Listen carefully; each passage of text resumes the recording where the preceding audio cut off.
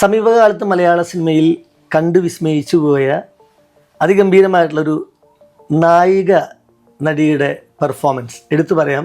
Prince and family എന്ന ദിലീപ് ചിത്രത്തിലേതാണ്. ആ സിനിമയിലെ നായികയായ റാണിയ റാണ നമ്മളോടൊപ്പം ഉണ്ട്. റാണിയ നമസ്കാരം.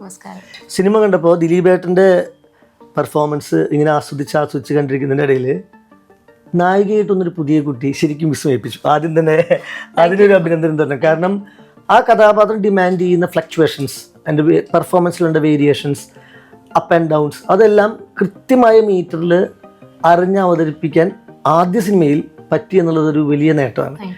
ആ ഒരു സന്തോഷം എങ്ങനെ പങ്കുവെക്കുന്നു? ഞാൻ അത് ഭയങ്കര സന്തോഷം. ആക്ച്വലി ഇങ്ങനെ ഒരു കഥാപാത്രം കിട്ടിയത് തന്നെ നമുക്കൊരു പെർഫോമർ അല്ലെങ്കിൽ ആക്ട് ചെയ്ത് എന്തെങ്കിലും പ്രൂവ് ചെയ്യണം എന്നുള്ള ഒരാൾക്ക് this is the best gift ever we can get from the universe. So I feel truly blessed. ഭയങ്കര ഗ്രേറ്റ്ഫുൾ ആയിട്ടിരിക്കുന്നുണ്ട് ഇങ്ങനെ ഒരു ഓപ്പർച്യൂണിറ്റി കിട്ടിയത്. Because every emotions apart from ഞാൻ പെർഫോമൻസ് സൈഡാണ് പറയണത്, എല്ലാ ഇമോഷൻസിനും ഈ പടത്തിൽ ഇമ്പോർട്ടൻസ് ഉണ്ട്. വിഷമിപ്പിക്കുന്നുണ്ട്, ദേഷ്യം തോന്നിപ്പിക്കുന്നുണ്ട്, ചിരിക്കുന്നുണ്ട്, എല്ലാം ഉണ്ട്. സോ ഒരു performance wise I M truly happy, ഭയങ്കര ഹാപ്പിയാണ്.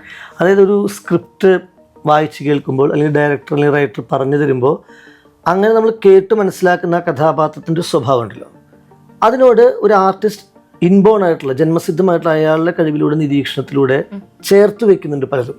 അങ്ങനെയാണ് ഒരു പെർഫോമൻസ് പൂർണ്ണമാവുന്നത്. ഇതിലെനിക്ക് തോന്നുന്നു റാണിയയ്ക്ക് ചെറുപ്പം മുതലേയുള്ള നൃത്തം എന്ന കലയിൽ കിട്ടിയിട്ടുള്ള ഒരു അനുഭവ പരിചയം, ഒപ്പം ആർട്ടിസ്റ്റ് എന്നതിൽ പല കാര്യങ്ങളിൽ പെർഫോം ചെയ്ത് കിട്ടിയിട്ടുള്ള ഒരു എക്സ്പീരിയൻസ്, അത് വലിയ രീതിയിൽ ഗുണം ചെയ്തിട്ടുണ്ടോ ആ ക്യാരക്ടറിനെ പൂർണ്ണമായിട്ട് അവതരിപ്പിക്കാൻ? ഞാൻ ഇപ്പോഴും വിശ്വസിക്കണത് എനിക്ക് രണ്ട് പ്രൊഫഷൻ, ഇപ്പോൾ ഡാൻസ് ആയിക്കോട്ടെ, സിനിമ ഇപ്പോൾ തുടങ്ങിയിട്ടേ ഉള്ളൂ, പക്ഷെ സിനിമയിൽ എനിക്ക് ഡാൻസിന്റെ ഒരു കൊലാബറേഷൻ ഭയങ്കരമായിട്ട് ഹെൽപ്പ് ചെയ്യുന്നുണ്ട്. ഡാൻസ് ഉള്ളത് കൊണ്ട് തന്നെയാണ് ഇത് ഭയങ്കര എനർജിയാണ് ഈ കഥാപാത്രം. അപ്പൊ ഭയങ്കര ഹൈപ്പറാണ്. അപ്പൊ നമുക്ക് എൻറ്റയർ പടവും ആ എനർജി ഹോൾഡ് ചെയ്യണമെങ്കിൽ like we have to add something above this acting തോന്നുന്നു. അപ്പൊ അത് ഡാൻസിന്റെ ഭയങ്കരമായിട്ടുള്ള ഇൻഫ്ലുവൻസ് ഉണ്ട്. ബിക്കോസ് ഈ ഫുൾ പടം നിങ്ങൾ ചിഞ്ചു റാണി എന്ന് വിളിക്കുന്നതിനേക്കാളും നല്ലത് ഫീവർ റാണി എന്ന് വിളിക്കാം. ഫുൾ പടം ഞാൻ പനി പിടിച്ചാണ് ചെയ്തത്. എനിക്കവിടെ രണ്ട് സീക്വൻസും ആ ഒരു സോങ് ഷൂട്ട് മാത്രമേ ഞാൻ ഫീവർ ഇല്ലാതെ നോർമലായിട്ട് ഇരുന്നിട്ടുള്ളൂ, റിലാക്സ്ഡ് ആയിട്ട് ചെയ്തുള്ളൂ. ബാക്കി എൻറ്റയർ പടവും ഫീവർ ആയിരുന്നു.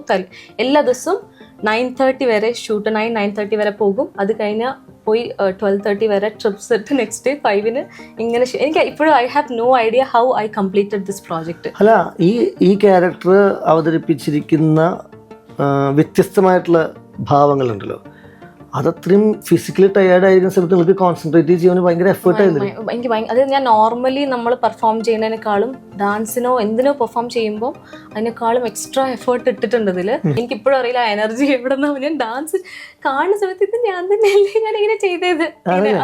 ഭയങ്കര സ്ട്രഗിൾ ചെയ്തു. ഈ സിനിമ കണ്ടുകൊണ്ടിരുന്നപ്പോൾ അത്യാവശ്യം ഹ്യൂമറൊക്കെ അവതരിപ്പിക്കാൻ പറ്റുന്ന ഒരു കുട്ടി ആണ് പുതിയ നായിക. എന്നതിൽ പെർഫോമൻസ് കണ്ട് ഒരു സോങ് സീക്വൻസിൽ എത്തിയപ്പോൾ നിങ്ങൾ ഡാൻസിൻ്റെ ഒരു സ്റ്റെപ്പ് ഇങ്ങനെ വെക്കുന്നുണ്ട്, 2 കാലൊക്കെ ഇങ്ങനെ നീട്ടി സ്ട്രൈറ്റ് ആയിട്ട്. ഇത് ആ മൊമെന്റിൽ ഞാൻ ആലോചിച്ചത് കൊള്ളാമല്ലോ, ഈ കുട്ടി ഡാൻസിൻ്റെ നല്ല പരിചയമുള്ള ഒരാൾ. പിന്നെ ഒരു നർത്തകി ലക്ഷണം നമുക്കൊരാൾ കാണുമ്പോൾ ഉണ്ടാവുമല്ലോ. പിന്നീട് അങ്ങോട്ട് ഹ്യൂമർ, ചിലപ്പോൾ സെൻറ്റിമെൻറ്റ്സ്. അപ്പോൾ ഈ ക്യാരക്ടറിൽ പ്രണയമുണ്ട്, പ്രതികാരമുണ്ട്, നൊമ്പരമുണ്ട്, നിഷ്കളങ്കതയുണ്ട്, അല്ലേ, അവരുടെ ചില മത്സരബുദ്ധിയുണ്ട്. ഈ മിക്സപ്പ് ഓഫ് ഇമോഷൻസിനെ ശരിക്കും നിങ്ങൾ സിനിമയ്ക്ക് കുറേ നാൾ മുമ്പ് എന്തെങ്കിലും വർക്ക്ഷോപ്പിലൂടെയോ അല്ലെങ്കിൽ ഡിസ്കഷൻസിലൂടെയോ വലിയ പ്രാക്ടീസിലൂടെയോ ഡെവലപ്പ് ചെയ്തതാണോ, അതോ ഓൺ സ്പോട്ട് മനോധർമ്മം പോലെ ചെയ്യുന്നതാണോ? എല്ലാം അതായത് പ്രിപ്പറേഷൻ വർക്ക്ഷോപ്പ് എന്ന് പറയാൻ പറ്റില്ല, പക്ഷെ ടീമായിട്ടൊരു ഇന്ററാക്ഷൻ വരാൻ വേണ്ടിയിട്ട് പടം തുടങ്ങുന്നതിന് കുറച്ച് ദിവസം മുൻപേ ഞാൻ വന്ന് എല്ലാവരുമായിട്ട് ഇന്ററാക്ട് ചെയ്ത് കുറെ ടാസ്ക് ഒക്കെ തന്ന് കുറച്ച് ഫ്ലെക്സിബിൾ ആകും. ബിക്കോസ് ഞാൻ കുറച്ച് റിസർവ്ഡ് ആണ് ജനറലി. അഭിനയാണ്, ടോക്കറ്റീവ് ആണ്. എനിക്ക് ഒരാളെ ഇഷ്ടപ്പെട്ട പൊതുവെ പീപ്പിൾ പേഴ്സൺ. എനിക്ക് ആൾക്കാരോടൊക്കെ, ഞാൻ സ്ട്രേഞ്ചേഴ്സിനോടൊക്കെ ഇങ്ങനെ 5 സെക്കൻഡ്സിൽ വേണ്ടി ഭയങ്കര ഇന്ററാക്റ്റീവ്. ജനറലി ഞാൻ അങ്ങനെയാണ്, പക്ഷെ എക്സ്ട്രോവേർട്ട് അല്ല, ഹൈപ്പർ ആക്റ്റീവും അല്ല. ഞാൻ റിസർവ്ഡ് ആണ്. എനിക്ക് കുറച്ചിങ്ങനെ ആലോചിക്കുകയോ അങ്ങോട്ട് പോകണോ ഇങ്ങനെയൊക്കെ ആലോചിച്ച് അങ്ങനെ വളരെ ആലോചിച്ച് അങ്ങനെയാണ് നാച്ചുറൽ. അപ്പൊ ഇത് അവർക്ക് ടീമിൽ മനസ്സിലായപ്പം ദേ തോട്ട് ലൈക്ക് ബിഫോർ വന്ന് ഒരു ഇന്ററാക്ഷൻ നടത്തിയില്ലെങ്കിൽ സെറ്റിൽ വരുമ്പം പണിയാകും എന്ന് തോന്നിയിട്ട് കുറച്ച് ഇന്ററാക്ഷനും കുറെ ടാസ്ക് ഒക്കെ തന്നിട്ട് എന്നെ ഒന്ന് ഫുൾ ബ്രേക്ക് ചെയ്തു. അപ്പം അങ്ങനെ ഒരു പ്രിപ്പറേഷൻ ഉണ്ടായിരുന്നു. അതിന് പുറമെ ഷാരിസ് ചേട്ടൻ he was very clear about അതൊരു ജനറലി ഞാൻ എങ്ങനെ ഒരു ക്യാരക്ടറാണോ, എന്നെ എങ്ങനെ എടുത്താൽ ഇത് കറക്റ്റ് പുറത്തേക്ക് ഔട്ട് വരുമെന്ന് തോന്നിയിട്ട് ഇതിനൊരു ചൈൽഡ് ലൈക്ക് എനർജി ഉണ്ടല്ലോ ക്യാരക്ടർ, കുട്ടിത്തം ഉണ്ടല്ലോ. അപ്പോൾ എനിക്ക് ജനറലി അതുണ്ട്, കുട്ടിത്തം ഉണ്ട് കുറച്ച്. അപ്പോൾ ചേട്ടൻ എന്നോട് പറഞ്ഞു, you have to travel back. നീ ആദ്യം ചെയ്യേണ്ടത് നിന്റെ പുറകിലേക്ക് പോകണം. നീ ട്രാവൽ ചെയ്ത് നീ പഠിച്ച സ്കൂള്, നിനക്ക് ഇഷ്ടപ്പെട്ട കുഞ്ഞിന് ചെയ്ത കാര്യങ്ങൾ, ഇതൊക്കെ പോയി ചെയ്തിട്ട് നിനക്ക് എങ്ങനെ അതൊക്കെ ഓർത്തെടുത്ത് നീ ആ എനർജി പഴയത് തിരിച്ചു പിടിക്കണം പറഞ്ഞു. ഒന്ന് നീ ഫ്യൂച്ചർ ഒന്നും ആലോചിക്കേണ്ട, പടം ഒന്നും ആലോചിക്കേണ്ട എന്ന് പറഞ്ഞിട്ട് 1 month എന്നോട് ട്രാവൽ ബാക്ക് ചെയ്യാൻ പറഞ്ഞു. പലപ്പോഴും നായകന്മാർക്ക് ഗംഭീരമായിട്ടുള്ള ഇൻട്രൊഡക്ഷൻ കൊടുക്കുമല്ലോ, നായകന്മാർക്ക് അത്രയും ഉണ്ടാവണമെന്നില്ല പലപ്പോഴും. നിങ്ങൾക്ക് ഇതിലൊരു ഗംഭീരമായിട്ടുള്ള ഇൻട്രൊഡക്ഷൻ തന്നിട്ടുണ്ട് അല്ലേ? അതൊരു വലിയ കാര്യമല്ലേ? കണ്ട പ്രേക്ഷകരിൽ നിന്ന്, ഫ്രണ്ട്സ്, റിലേറ്റീവ്സ്, ഫാമിലി, അവരിൽ നിന്നൊക്കെ കിട്ടിയ ഒരു റെസ്പോൺസ് എങ്ങനെയാണ്? ഞാൻ ഒരുപാട് വർഷം വെയിറ്റ് ചെയ്ത് വളരെ പേഷ്യൻസോടെ വെയിറ്റ് ചെയ്ത് ആരുടെയും ഓപ്പർച്യൂണിറ്റീസ് അടിച്ച് മാറ്റി എങ്ങനെയും വരണം ആ ഒരു മൈൻഡ് സെറ്റ് ഉണ്ടായിരുന്നില്ല. വളരെ പേഷ്യൻസോടെ I trusted this universe strongly and നമ്മൾ ട്രൂത്ത്ഫുള്ളായിട്ട് ആത്മാർത്ഥതയോടെ ആത്മാർത്ഥതയോടെ നമ്മൾ ജോലിനെ കണ്ടു കഴിഞ്ഞാൽ എന്നേലും എനിക്ക് വരും എന്നുള്ളൊരു സ്ട്രോങ് ഒരു ഗട്ട് ഫീലിംഗ് ഉണ്ടായിരുന്നു. അങ്ങനെ ആ ഒരു ജേർണിയിൽ ഒരു വർഷം 2 വർഷം ഒന്നുമല്ല, എനിക്ക് കൊണ്ട് എൻ്റെ 4 വയസ്സിന് ഒരു 20-20 കൂടുതൽ വർഷം ഞാൻ വെയിറ്റ് ചെയ്തിട്ടുണ്ട്. ഓണസ്റ്റ്ലി അത്രയും വർഷം വെയിറ്റ് ചെയ്തതുകൊണ്ട് എൻ്റെ ഈ ട്രാവൽ, ഈ ഒരു ജേർണിയിൽ 20 വർഷം എൻ്റെ കൂടെ ഉണ്ടായിരുന്ന 10 വർഷം 15 വർഷമുള്ള ഫ്രണ്ട്ഷിപ്പൊക്കെ ഉണ്ട്. അവരൊക്കെ വിളിച്ച് ഭയങ്കര കരച്ചിലാണ്. എന്നെക്കാളും അവരാണ് കരച്ചില്. അവർക്ക് like feel of like finally you did it എന്ന് പറഞ്ഞു. അവർ എല്ലാവരും, എൻ്റെ കൂടെയുള്ള എല്ലാവരും ഇമോഷണലാണ്, എന്നെക്കാൾ ഇമോഷണലാണ്. അത് ഞാൻ പറഞ്ഞു, ചിലപ്പോൾ ഞാൻ ഇമോഷണലായി പോകും. അല്ലല്ല, ഇതില് പ്രേക്ഷകരെ ഇമോഷണൽ ആക്കുന്ന ചില സീനുകളുണ്ട്. ഇപ്പോൾ ഉദാഹരണം സിദ്ദിഖ് സാറ് പറയുന്നുണ്ട്, മോളെ ഞങ്ങളെയൊക്കെ ഫുള്ളാക്കിക്കോ, പക്ഷെ നീ കർത്താവിനെ ഫുള്ളാക്കരുത്. അത് അത്രയും നേരം നിങ്ങളോടൊപ്പം കളിച്ച് ചിരിച്ചിരിക്കുകയായിരുന്നു ബിന്ദു പണിക്കരും സിദ്ദിഖും, അവരെല്ലാവരും. ഒരർത്ഥത്തിൽ ദിലീപേട്ടൻ്റെ ക്യാരക്ടറോട് അഡ്ജസ്റ്റ് ചെയ്യായിരുന്നു. ആ ഒരു പോയിന്റിൽ ചിലപ്പോൾ വഴക്കടിക്കുകയോ തല്ലുകയോ ഒച്ച വയ്ക്കുകയോ ചെയ്യുന്നതിനേക്കാൾ പവറാണ് ആ ഒരു ഡയലോഗിന്. അപ്പോൾ അങ്ങനെ ഒരു ലെവലിലേക്ക് പ്രേക്ഷകരെയും അല്ലെങ്കിൽ അവിടെ ഉള്ള കഥാപാത്രങ്ങളെയും എത്തിക്കുന്ന വിധത്തിലുള്ള റാണി അവതരിപ്പിച്ചിരിക്കുന്ന ആ ചിഞ്ചു റാണിയുടെ ക്യാരക്ടറിന്റെ ഒരു പെർഫോമൻസ് ഉണ്ടല്ലോ, റൈറ്ററിനോട് ഉറപ്പായിട്ട് ഒരു നന്ദി പറയേണ്ടതുണ്ട്. അങ്ങനെ ഞാൻ ഇൻ ബിറ്റ്വീൻ ചോദിച്ചു, ബിക്കോസ് ഇതിലുള്ള ഡയലോഗ്സ് ഒക്കെ 2-3 പേജ്, എനിക്ക് ഓഡിഷന് വരുമ്പോഴേ 2-3 പേജിലാണ് ഡയലോഗ് തന്നത്. അപ്പൊ ഞാൻ പെട്ടെന്ന് പഠിക്കും, ഞാൻ പെട്ടെന്ന് ഇങ്ങനെ നോക്കി പെട്ടെന്ന് പഠിച്ചപ്പോൾ ഹി വാസ് വെരി ഇംപ്രസ്ഡ്. അതിൽ സെറ്റിൽ വന്നപ്പം എല്ലാ ഡയലോഗ്സും 5 മിനിറ്റ് പഠിച്ചത് കേട്ടോ. അപ്പൊ എനിക്ക് അപ്പൊ ക്ലിയർ ചെയ്തിട്ട് ദിലീപേട്ടൻ പറയും നമുക്ക് ഇങ്ങനെയും കൂടെ ചേർത്താം. അയ്യോ ഞാൻ പുതിയതാണ്, ഇവര് പുതിയതായി ചേർത്ത് പേപ്പറൊക്കെ എന്റെ ഡയലോഗ്സ് മൊത്തം എത്ര ഉണ്ടാവും. അപ്പൊ ഞാൻ ലാസ്റ്റ് ചേട്ടാ എന്തിനാ എനിക്ക് മാത്രം ഇത്ര എഴുതി. പക്ഷെ ഇപ്പൊ ഐ എം ജസ്റ്റ് താങ്ക്ഫുൾ കേട്ടോ, ബിക്കോസ് പിന്നീട് എനിക്ക് മനസ്സിലായത് ഇത് എത്ര വലിയ ഇമ്പോർട്ടന്റ് ആയിരുന്നു. സിനിമ 2 മണിക്കൂറിലധികം അല്ലെങ്കിൽ 2.5 മണിക്കൂർ തിയേറ്ററിൽ നിന്ന് കാണുമ്പോൾ നിങ്ങൾക്കൊരു പ്രാധാന്യം, നിങ്ങൾക്കൊരു പ്രോമിനൻസി കിട്ടുന്നതിൽ ആ സംഭാഷണങ്ങൾക്ക് വലിയ പ്രാധാന്യമുണ്ട്. ദിലീപേട്ടന്റെ സിനിമകളിലൂടെ എത്രയോ പുതിയ നായകന്മാർ വരികയും പിന്നീട് ഒരു വളരെ പോപ്പുലർ ആവുകയും ചെയ്തിട്ടുണ്ട്.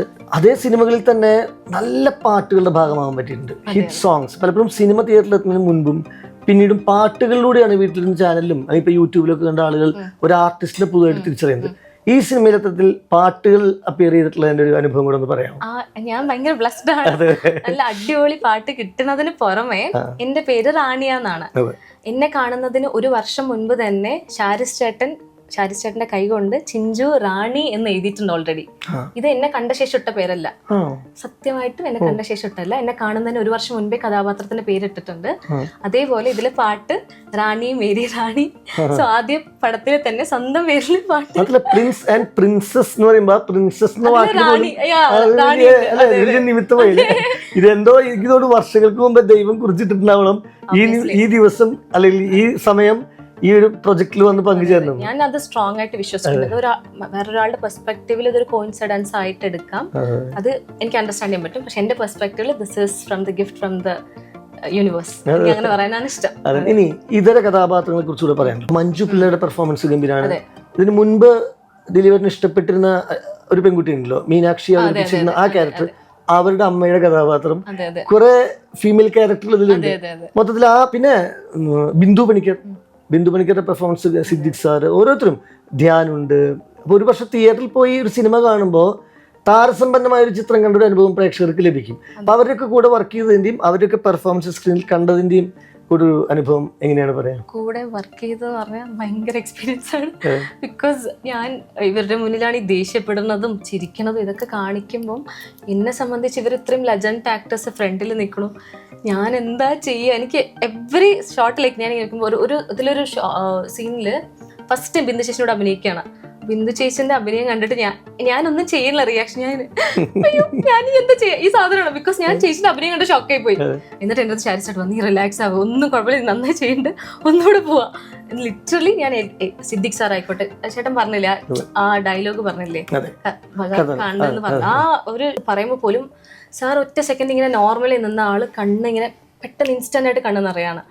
അത് ഒന്നും എനിക്ക് പറഞ്ഞറിയിക്കാൻ പറ്റില്ല. That was A great experience. നമ്മൾ ആ ആക്ടിങ് ഇഷ്ടപ്പെട്ട് വരുമ്പോൾ ഇതിനേക്കാളും വലിയൊരു അനുഗ്രഹമില്ല ഇത്രയും വലിയ ആക്ടർ ലെജൻഡ് ആക്ടേഴ്സിൻ്റെ കൂടെ വർക്ക് ചെയ്യാന്നുള്ളത്. ലൈഫിന്റെ ചില യാഥാർത്ഥ്യങ്ങളുണ്ട്. ഇപ്പോൾ അച്ഛൻ, അമ്മ, അല്ലെങ്കിൽ വീട്ടിലെ അപ്പൂപ്പൻ, അമ്മൂമ്മ, അയൽക്കാര്, നമ്മളെ പഠിപ്പിച്ച അധ്യാപകര്, സുഹൃത്തുക്കള്, ഇങ്ങനെയുള്ളൊരു എക്സിസ്റ്റിംഗ് ആയിട്ടുള്ളതിനൊക്കെ എതിരെ അതിനൊന്നും മനസ്സിലാക്കാതെ അവരുടെ ഒന്നും പെയിൻ അല്ലെങ്കിൽ അവരുടെയൊക്കെ കോൺട്രിബ്യൂഷൻ നമ്മുടെയൊക്കെ ലൈഫിൽ എന്താണ് എന്നതിനെ വാല്യൂ ചെയ്യാതെ തന്നിഷ്ടത്തോടു കൂടി ജീവിക്കുന്ന കുറച്ച് പേരുണ്ട്. എല്ലാ യൂത്തിനെ അല്ല ഞാൻ കുറ്റം പറയുന്നത്, ചിലരെങ്കിലും. അപ്പൊ അവരുടെ വളരെ എക്സെൻട്രിക് ആയിട്ട് അപ്പോൾ കുറച്ച് പണവും പ്രശസ്തിയും കിട്ടുന്നതിന് ഇന്ന കാര്യങ്ങൾ അത് മാത്രം മതി ലൈഫിൽ എന്നുള്ള പൊള്ളയായിട്ടുള്ള ചിന്തയ്ക്കൊക്കെയുള്ള കൃത്യമായിട്ടുള്ള ഒരു ചുട്ട മറുപടിയാണ് ഈ സിനിമ എന്ന് പറയേണ്ടി വരും. അത് ഒരു ചിലർക്കെങ്കിലും അതൊരു തിരിച്ചറിവിനും തിരുത്തലിനും ഒരു പ്രേരണ നൽകുന്നതാണ് ഞാൻ പ്രതീക്ഷിക്കുന്നത്. അതിലൊരു ചോദ്യം ഈ ദിലീപേട്ടൻ്റെ ക്യാരക്ടർ, ഇത് പ്രിൻസ് ചോദിക്കുന്നുണ്ട്, നിനക്ക് മില്യൺസ് ഓഫ് വ്യൂവേഴ്സ്, സബ്സ്ക്രൈബേഴ്സ് ഉണ്ടാവും, ഒരു നല്ല ഫ്രണ്ട് ഉണ്ടോ, ആത്മസുഹൃത്ത് എന്ന് പറയാവുന്ന ഏറ്റവും നിന്നെ അറിയുന്ന ഇന്റിമേറ്റ് ആയിട്ടുള്ള ഫ്രണ്ട് പറയുന്ന ഒരാളുണ്ടോ? അതൊരു ചോദ്യമാണ്. അതൊരു 1 മില്യൺ ക്വസ്റ്റ്യൻ ആണ്. കാരണം ഈ ക്യാരക്ടർ ഒരു പോയിന്റിൽ അത് തിരിച്ചറിയുന്നു, അവർ പിന്നീട് അത് റിയലൈസ് ചെയ്യുമ്പോൾ ആ സമയത്തും റാണിയെ മനോഹരമായിട്ട് ആ ക്യാരക്ടറിന്റെ മൂഡ് ചേഞ്ച് അവതരിപ്പിച്ചിട്ടുണ്ട് കേട്ടോ. ഈ സിനിമ അത്തരത്തിലൊരു മെസ്സേജ് കൊടുക്കുന്നതിനെ കുറിച്ച് എന്താണ് നായിക എന്ന നിലയിൽ തോന്നിയത്? അപ്പൊ എനിക്ക് ഈ കഥാപാത്രം ചെയ്യുമ്പം ഐ എം ട്രൂലി ഭയങ്കര ഹാപ്പി. ബിക്കോസ് സൊസൈറ്റിക്ക് ഈ ഒരു at this point of time this is very very important. അതുകൊണ്ടാണ് ഇത് ഒരു കോമൺ ആയിട്ട് എടുത്ത് നോക്കുവാണെങ്കിൽ ജനങ്ങളുടെ എല്ലാവരുടെയും അഭിപ്രായമാണിത്. ഇതെല്ലാവരും majority of their end of their points ഇതെല്ലാവരുടെയും നടക്കുന്നുണ്ട്. എല്ലാവരും ഇതിന് അഗെയിൻസ്റ്റ് ആണ്. അതാണ് ഇതിന്റെ വിജയം.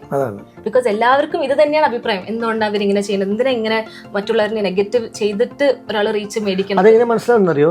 നമ്മൾ സോഷ്യൽ മീഡിയനെയൊക്കെയാണ് അല്ലെങ്കിൽ യൂട്യൂബിനെയോ ഫേസ്ബുക്കിനെയോ വാട്സപ്പിനെയോ ഇൻസ്റ്റാഗ്രാമിനെയൊക്കെ റെപ്രസെന്റ് ആണെന്ന് പറയുന്നെങ്കിലും അതിലുള്ള കുറെ ആൾക്കാർ അവരെ കുറ്റം പറഞ്ഞു എന്നല്ല അവർക്ക് തോന്നുന്നത്. അവര് ഈ സിനിമയെ കുറ്റം പറയുന്നവരുടെ താഴെ വന്നിട്ട് നിങ്ങൾ ഈ ചിത്രത്തെ കുറ്റം പറയണ്ട, അവർ പറഞ്ഞ ശരിയാണെന്നാ പറയുന്നത്. അപ്പൊ സോഷ്യൽ മീഡിയയിലുള്ളവരെല്ലാവരും തെറ്റുകാരല്ല, അല്ലെങ്കിൽ യൂട്യൂബ് ചാനലുകളോ TV മീഡിയസ് ഒന്നും എല്ലാവരും തെറ്റുകാരല്ല. അതിൽ ചിലരുടെ പ്രവണതയെ മെജോറിറ്റി തിരിച്ചു പറയുന്നു, ഈ സിനിമ നൽകുന്ന മെസ്സേജ് ആണ് ശരിയെന്ന്. മെജോറിറ്റി ഓഫ് ദ ഒപ്പീനിയൻ ഇതായത് കൊണ്ടാണ് ഇത് ഇൻസ്റ്റന്റ് സെക്കൻഡിൽ ഇതിങ്ങനെ പടം ഹിറ്റായത്. ആൻഡ് ഓൾ അബോ ഞാൻ ഒരു എടുത്ത് പറയേണ്ട അലീസ് വ്ലോഗ് എന്തോ പറഞ്ഞിട്ട് റീസെന്റ് 2 ദിവസം ഇന്നലെ പ്രസ് മീറ്റിൽ അത് പറഞ്ഞായിരുന്നു. അവര് എടുത്തൊരു വീഡിയോ ആണ് ദിലീപേട്ടന്റെ പടം, ഭയങ്കര ഇമോഷണൽ ആയിട്ട് കരച്ചിലായി ഡാൻസ് ഒക്കെ ചെയ്തിട്ടാണ് പറയണത്. ആ വീഡിയോയിൽ അവർ പറഞ്ഞു, ഞാൻ ഇനി ഒരിക്കലും നെഗറ്റീവ് വീഡിയോസ് ചെയ്യില്ല എന്ന് പറഞ്ഞു. അതിനേക്കാളും വലിയ ഒരു അച്ചീവ്മെന്റ് എന്താണ് ഈ പടത്തിന് വേണ്ടത്? ദാറ്റ് ചേഞ്ച് ആക്ച്വലി ഭയങ്കര ഹാപ്പിയായി. അത് കേട്ടപ്പോൾ ഞാനും ഭയങ്കര, നമ്മൾ ഇങ്ങനത്തെ ഒരു പടത്തിന്റെ ഭാഗമായല്ലോ, ആൾക്കാരെ മാറ്റി ചിന്തിപ്പിച്ചല്ലോ. പലരുടെയും പ്രണയബന്ധങ്ങളില് ഒരാൾ നന്നാകുന്നത് വളരെ സന്തോഷിക്കുന്ന കൂടുതൽ ആണും പെണ്ണും ആവാണ്ടോ. ഞാൻ പെൺകുട്ടിയെ മാത്രം കുറ്റം പറയില്ല, ആൺകുട്ടിയെ മാത്രം ശരി എന്ന് പറയില്ല, തിരിച്ചും ഉണ്ടാവാം. ചിലപ്പോൾ തെറ്റ് ആൺകുട്ടിയുടെ ഭാഗത്തും ശരി പെൺകുട്ടിയുടെ ഭാഗത്തും. ഇതിൽ ഒരാളുടെ വളർച്ച ആഗ്രഹിച്ച് കൂടെ മറ്റൊരാൾ നിൽക്കുകയും ആ വളർച്ച കണ്ട് അഭിമാനിക്കുകയും ആനന്ദിക്കുകയും ചെയ്ത് ഒരു പോയിന്റിലെത്തുമ്പോൾ അവർ ആ വളർച്ചയിൽ അഭിരമിച്ചുകൊണ്ട് അവർ പിന്നീട് വേറെ ഒരു പാരലൽ വേൾഡിലേക്ക് മൂവ് ചെയ്യുമ്പോൾ കൂടെ ഉണ്ടായിരുന്ന ആളനുഭവിക്കുന്ന ഒരു സങ്കടമുണ്ട്. എത്ര പറഞ്ഞാലും കൺവിൻസ്ഡ് ആകാതെ അവർ വേറെ പൊങ്ങച്ചത്തിൻ്റെയും പൊള്ളത്തരത്തിൻ്റെ ഒരു ലോകത്തേക്ക് അങ്ങനത്തെ സൗഹൃദങ്ങളും ആ ഒരു മാറ്റം അയാളിൽ ഏൽപ്പിക്കുന്ന വേദന ദിലീപേട്ടൻ അസാമാന്യമായിട്ട് അവതരിപ്പിച്ചിട്ടുണ്ട്. തല്ലുകൂടാനോ വഴക്കടിക്കാനോ ഒന്നുമല്ല വരുന്നത്, അത് ഉള്ളിൽ ഒതുക്കുകയാണ്. ആ സീക്വൻസുകളൊക്കെ വളരെ ഒരു പക്ഷെ തിയേറ്ററിൽ പോയി പടം കാണുമ്പോൾ കൃത്യമായിട്ട് ഹൃദ്യമായിട്ട് അനുഭവപ്പെടുന്നതാണ് തോന്നുന്നത് ഈ സീനുകളൊക്കെ. എനിക്ക് പേഴ്സണലി ഞാൻ ദിലീപേട്ടനോട് ലാസ്റ്റ് ഡേ ഷൂട്ടിൽ പറഞ്ഞു, ചേട്ടാ എനിക്ക് പ്രിൻസ് എന്നുള്ള കഥാപാത്രത്തിനോട് ഇമോഷണലി ഭയങ്കര അറ്റാച്ച്മെന്റ് തോന്നി. ബിക്കോസ് ദാറ്റ് പേഴ്സൺ ഈസ് ഭയങ്കര നൈവ്, ഭയങ്കര കൈൻഡ്.